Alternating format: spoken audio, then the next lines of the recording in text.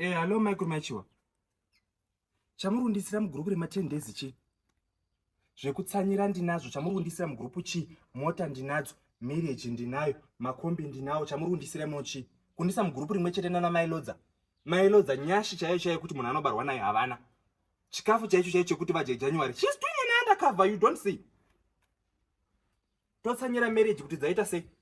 2025 varume ngavatitsanyirewo. Kana usakanditsanyira ndikutsanyirewo, usakanditextira ndikutextirewo, usakandifonawo ndikufonerewo. Ndo moto yandina this year.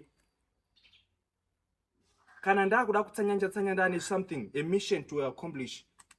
Ndakuda maflash ndakati ndaisi pana pa flavors ese aripo kubva kuna mango, lemonade. Ndatora mixer. Ma biscuits ndati kana muchida uyai mutoro ma flavors ese aripo, ma banana, vanilla, strawberry, my biscuits, my flavors. They sent now what you can.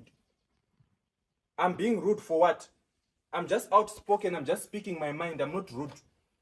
This year, this was a this one. The business and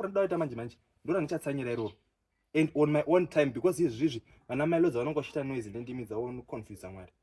My lord is going through jobs process. Chasara perhaps Maronda Bass, but she's going through jobs process. And I'm on Andrew Batsira. Imagine I take a Jonah Mukanomeo. It's okay. It's okay, thanks.